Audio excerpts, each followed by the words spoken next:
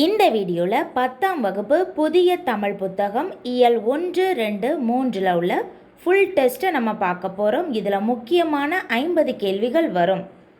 களம்புக துடித்த நின்ற உனக்கு வெற்றிச்சாறு கிடைத்துவிட்டது, உண்டு மகிழ்ந்தாய், உன் புன்னகைதான் அதற்கு சான்று என்று கூறியவர் யார்?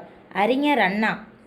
ஊர் கூடின பிறகுதான் செக்கு தள்ள வேண்டும் என்று காத்திருப்பவர்களின் காரியம் கைகூடாது, புரோகிதருக்காக அமாவாசை காத்திருப்பதில்லை என்று கூறியவர் வ. ராமசாமி.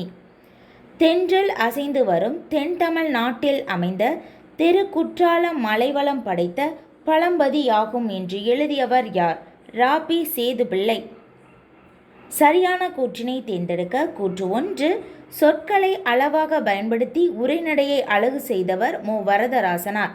கூற்று 2, நாட்டுப்பற்று என்ற கட்டுரை தொகுப்பை எழுதியவர் மு. வரதராசனார். கூற்று 1 மற்றும் 2 இரண்டுமே சரியானது. குடிசைகள் ஒரு பக்கம், கோபுரங்கள் மறுபக்கம், பசித்த வயிறுகள் ஒரு பக்கம், புலிச்சேப்பக்காரர்கள் மறுபக்கம் என்று கூறியவர் யார்? ப. ஜீவானந்தம். மா. ராமலிங்கம் எழுதிய நூல் எது?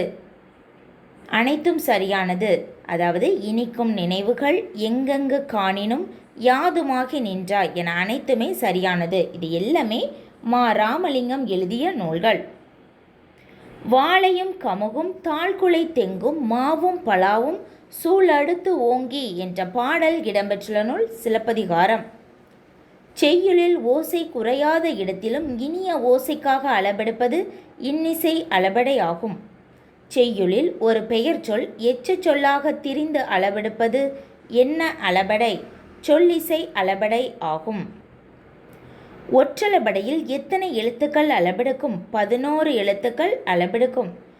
விகுதி பெறாமல் வினைப்பகுதியே தொழிற்பெயராக வருவது முதல்நிலை தொழிற்பெயர் என்று அழைக்கப்படுகிறது. ஒரு வினைமுற்று பெயரின் தன்மையை அடைந்து வேற்றுமை உருவு ஏற்றும் ஏற்காமலும் வேறொரு பயனிலையை கொண்டு முடிவது வினையால் அணையும் பெயர் என்று அழைக்கப்படுகிறது. தேனிலே ஊறிய செந்தமிழின் சுவை தேரும் சிலப்பதிகாரமதை என்ற பாடலின் ஆசிரியர் கவிமணி தேசிக விநாயகனார். சரியான கூற்றினை தேர்ந்தெடுக்க. கூற்று 1, நாம் ஏன் தமிழ் காக்க வேண்டும் என்ற நூலை எழுதியவர் மா. நன்னன். இது தவறானது. கூற்று 2, தவறின்றி தமிழ் எழுதுவோம் என்ற நூலின் ஆசிரியர் மா. நன்னன். கூற்று 2 சரி, கூற்று 1 தவறு. நாம் ஏன் தமிழ் காக்க வேண்டும் என்ற நூலை எழுதியவர் சேதுபதி மணியன்.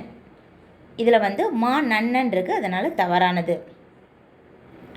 உலகம் என்பது 50 பூதங்களால் ஆனது என்று கூறியவர் யார்? தொல்காப்பியர். வாயு வழக்கம் அறிந்து செறிந்தடங்கில் ஆயுள் பெருக்கம் உண்டாம் என்று கூறியவர் ஔவையார்.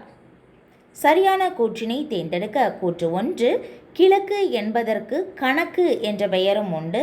கூற்று 2, கிழக்கிலிருந்து வீசும் காற்று கொண்டல் காற்று என்று அழைக்கப்படுகிறது. கூற்று 1 தவறு, 2 சரி. ஏன்னா கிழக்கு என்பதற்கு குணக்கு என்ற பெயரும் உண்டு. இதில் கணக்குன்னு இருக்குது, அதனால் தவறானது. கிழக்கிலிருந்து வீசும் காற்று கொண்டல் காற்று, இது சரியானது. வண்டொடு புக்க மணவாய் தென்றல் என்ற பாடல் இடம்பெற்றுள்ள நூல் சிலப்பதிகாரம். நந்தமிழும் தன் பொருணை நன்னதியும் சேர் பொறுப்பிற் செந்தமிழின் பின் நொதித்த தென்றலே என்ற பாடலை இயற்றியவர் பல பட்டடை சொக்கநாத புலவர். இந்தியாவிற்கு தேவையான எத்தனை சதவீத மழையினை தென்மேற்கு பருவக்காற்று தருகிறது? 70%. வளிமிகின் வழியில்லை என்ற புறநானூற்று பாடலை பாடியவர் ஐயூர் முடவனார். கடுங்காற்று மணலை கொண்டு வந்து சேர்க்கிறது என்று காற்றின் வேகத்தை பற்றி புறநானூற்றில் குறிப்பிட்டவர் மதுரை இளநாகனார். சரியான கூற்றினை தேர்ந்தெடுக்க. கூற்று 1, உலக காற்றாலை மின் உற்பத்தியில் இந்தியாவின் இடம் 5. கூற்று 2, இந்தியாவில் காற்றாலை மின் உற்பத்தியில் தமிழகத்தின் இடம் 1. கூற்று 1 மற்றும் 2 இரண்டுமே சரியானது. தமிழகத்தின் இடம் 1, இந்தியாவின் இடம் 5. அன்னை மொழியே அழகார்ந்த செந்தமிழே முன்னைக்கு முன்னை மகிழ்ந்த நறுங்கனியே என்ற பாடல் வரி இடம்பெற்றுள்ள நூல் கனிச்சாறு. பெருஞ்சித்திரனார் எந்தெந்த இதழ்களின் மூலம் தமிழ் உணர்வினை பரப்பினார்? தென்மொழி, தமிழ்ச்சிட்டு ஆகிய இதழ்களின் மூலம் பரப்பினார். சாகும்போதும் தமிழ் படித்து சாக வேண்டும், எந்தன் சாம்பலும் தமிழ் மணந்து வேக வேண்டும் என்ற பாடலை பாடியவர் க. சச்சிதானந்தன். பெருஞ்சித்திரனாரின் எந்த நூல் தமிழுக்கு கருவூலமாய் அமைந்து காணப்படுகிறது? திருக்குறள் மெய்ப்பொருளுரை. சரியான கூற்றினை தேர்ந்தெடுக்க. கூற்று 1, பெருஞ்சித்திரனாரின் இயற்பெயர் மாணிக்கம். இது சரியானது. கூற்று 2, பள்ளிப்பறவை என்ற நூலை எழுதியவர் பெருஞ்சித்திரனார். இதுவும் சரியானது. சரியான கூற்றினை தேர்ந்தெடுக்க. கூற்று 1, என் சுவை என்பது என்ற நூலின் ஆசிரியர் பெருஞ்சித்திரனார். கூற்று 2, கனிச்சாறு என்ற நூலின் ஆசிரியர் பாவாணர். கூற்று 2 தவறு. கூற்று 1 சரி. கனிச்சாறு என்ற நூலின் ஆசிரியரும் பெருஞ்சித்திரனாரே. என் சுவை என்பது, மகபுகவஞ்சி, இந்த நூல்களினுடைய ஆசிரியர் எல்லாமே பெருஞ்சித்திரனார். பெருஞ்சித்திரனாரின் இயற்பெயர் துரைமாணிக்கம் அல்லது மாணிக்கம். திராவிட மொழிகளின் ஒப்பியல் இலக்கணம் என்ற நூலின் ஆசிரியர் கால்டுவெல். பொறுத்துக. தண்டு, கீரை, வாழை. வாழைத்தண்டு, கீரைத்தண்டு அப்படின்னு தான் நம்ம சொல்லுவோம். கோல், நெட்டி, மிளகாய் செடி. தூறு, குத்துச்செடி, புதர். தட்டு அல்லது தட்டை, கம்பந்தட்டை, சோளத்தட்டை அப்படின்னு நம்ம சொல்லுவோம். இமைகளை மூடி எழுதும் ஆற்றலை பெற்றவர் திருவிக்கா. திருவிக்காவை போல இமைகளை மூடியபடி எழுதும் ஆற்றலை கற்றுக்கொண்டவர் இரா இளங்குமரனார். சம்பா நெல் வகைகள் எத்தனை வகைப்படும்? 60 வகைப்படும். ஒரு மொழிக்காக உலக மாநாடு நடத்திய முதல் நாடு மலேசியா. அந்த மொழி தமிழ் மொழி. கார்டிலா இந்த நூல் முதலில் தமிழ் மொழியில் மொழிபெயர்க்கப்பட்ட ஆண்டு 1554ஆம் ஆண்டு. கார்டிலா என்ற நூல் தமிழ் மொழியில் மொழிபெயர்க்கப்பட்ட ஆண்டு 1554. இது ரொம்ப ரொம்ப முக்கியமான கேள்வி. கார்டிலா என்ற நூல் எந்த வண்ணங்களில் மாறி மாறி நேர்த்தியாக அச்சிடப்பட்டுள்ளது? கருப்பு மற்றும் சிவப்பு. முத்தமிழ் துய்ப்பதால் முச்சங்கம் கண்டதால் மொத்த வணிகளமும் மேவலால் நித்தம் என தொடங்கும் பாடலின் ஆசிரியர் தமிழழகனார். முத்தமிழ் துய்ப்பதால் முச்சங்கம் கண்டதால் மொத்த வணிகளமும் மேவலால் நித்தம் என தொடங்கும் பாடலின் ஆசிரியர் தமிழழகனார். சந்த கவிமணி பாடிய இருட்டுற மொழிதல் பாடலில் தமிழ் எதனுடன் ஒப்புமைப்படுத்தப்பட்டுள்ளது? ஆழி. ஆழி என்றால் கடல் என்று பொருள். சந்த கவிமணி இது யாருடைய பெயர்னா, இந்த தமிழழகனாரினுடைய பெயர்தான் சந்த கவிமணி. சரியான கூற்றினை தேர்ந்தெடுக்க. கூற்று 1, துய்ப்பது என்ற சொல்லின் பொருள் பொருந்துதல். தவறானது. கூற்று 2, மேவலால் என்பதன் பொருள் கடல். இதுவும் தவறானது. மேவலால் என்பதன் பொருள் மேவலால் பொருந்துதலால் என்று பொருள். அதனால் கூற்று 1 மற்றும் 2 இரண்டுமே தவறானது. சரியான கூற்றினை தேர்ந்தெடுக்க. கூற்று 1, சந்த கவிமணி என குறிப்பிடப்படுபவர் பாரதிதாசன். இது தவறானது.